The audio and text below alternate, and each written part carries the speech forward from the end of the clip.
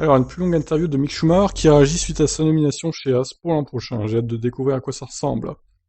Je suis vraiment heureux de pouvoir représenter l'Allemagne à mon tour en F1. C'est fou que le moment soit venu. Je suis juste heureux que toutes les heures de travail acharné portent maintenant leurs fruits, confie le fils du septuple champion du monde. C'est une sensation incroyable, bien sûr. En fin de compte, vous ne le réalisez certainement pas immédiatement, et je n'ai certainement pas encore réalisé à 100%, mais j'ai hâte de travailler avec As. Je suis juste heureux que les choses commencent bientôt. Alors, quand c'est qu'il a appris la nouvelle? Après le week-end de Sochi, nous avons appris que tout se présentait bien. Mais ce n'était pas encore bouclé. Bien plus tôt que vous, j'ai su que j'allais piloter en Formule 1. Quand j'ai appris la nouvelle, les premières personnes que j'ai appelées étaient ma famille, bien sûr. Ils étaient heureux pour moi, et maintenant nous attendons tous avec impatience l'année à venir.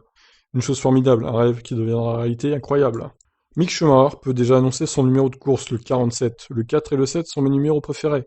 Parce que tous ces chiffres sont déjà utilisés, j'ai trouvé le 47. Et si vous auditionnez tous les anniversaires de la famille, vous obtenez le 47. Putain, le mec est allé chercher loin quand même. Hein.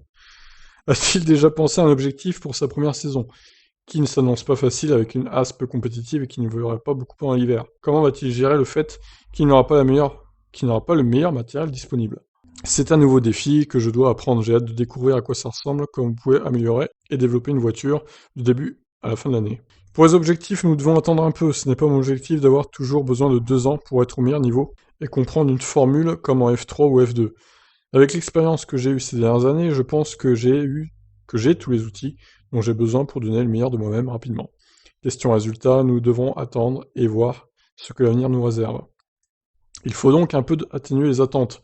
Je ne vais pas rouler pour des victoires la première année, mais les fun sans doute. Mon objectif est que je puisse faire de mon mieux et de continuer à travailler sur moi-même. Et que nous, As et moi, en tant qu'équipe, travaillons ensemble, avec Nikita Mazepin aussi. Que nous poussions tous ensemble dans la bonne direction. Que se passera-t-il ensuite en piste? Qui sera plus rapide? Nous verrons. En attendant, je pense surtout à la F2. Ensuite, je pourrai me concentrer pleinement sur mon travail et la coopération avec l'équipe. Il se peut que ce soit plus facile, je pourrais vous dire cela après ce week-end, mais je ne compte pas le passer chez As. J'ai un titre à remporter. De toute façon, l'une des règles est que le contact entre la F2 et la F1 est très restrictif et que tout le monde est dans sa bulle. Par conséquent, je vais pouvoir me concentrer pleinement sur la F2 ce week-end. À Abu Dhabi, cependant, il changera de bulle et rejoindra As où le travail pourra alors enfin commencer, j'ai hâte. Bien entendu, la question devrait être posée. Qu'est-ce que ça lui fait de suivre les traces de son père jusqu'en F1? Et de son oncle, oui, n'oublions pas Ralf Schumacher, le fameux, qui a quand même une bonne carrière en F1 aussi. Je pense que c'est formidable d'être dans le même sport, un sport que nous aimons tant tous les deux, mon père et moi. Pouvoir emprunter un chemin similaire et arriver au bout en F1, c'est incroyable. Pouvoir enfin atteindre mon objectif, l'objectif de tout pilote en fait, c'est la Formule 1. Tous les pilotes juniors veulent finir par atteindre la F1. C'est donc être l'un de ces 20 pilotes est quelque chose d'incroyable. Quant au moment où Schumacher a réalisé que le rêve était réalisable, qu'il était assez bon, il a répondu: je n'ai jamais abandonné cette pensée, ce rêve. J'étais toujours très positif à ce sujet. J'étais sûr que j'arriverais à l'atteindre un jour. Il est difficile de l'atteindre quand les résultats ne sont pas là, mais les résultats sont encore meilleurs cette année. Et avoir également eu une très bonne saison à F3 en 2018 montre également que sur le plan du pilotage, je devrais pas être un trop mauvais pilote. Comme je l'ai dit, j'ai pas abandonné cette pensée, j'ai toujours été positif à ce sujet. Et maintenant, c'est finalement devenu réalité. C'est évidemment génial.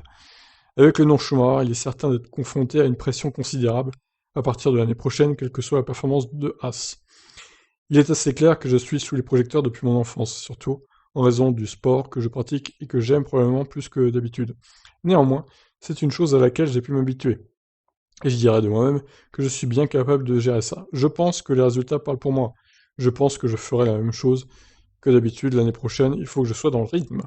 Ah bah voilà, en tout cas, il a l'air très motivé, Mick, ça fait plaisir. Bah écoutez, j'espère que son père, Michael, est assez lucide pour comprendre que son fils va rejoindre la Formule 1 et qu'il va suivre ses traces. Bon, personnellement, j'ai quelques doutes sur ça, mais en tout cas, j'espère. Et on lui souhaite une bonne saison chez Haas, à Mick Schumacher. Et on lui souhaite évidemment de gagner ce fameux titre de F2 dès ce week-end. Bah écoutez, de toute façon, je vais vous en reparler de la F2. Je vais suivre la course de près, les 2 courses même de près. On va voir s'il arrive à choper ce titre. Pour l'instant, il est en bonne position, mais bon, c'est pas fait encore. Je vous laisse réagir. Qu'est-ce que vous pensez de sa nomination chez As pour 2021? Allez, ciao.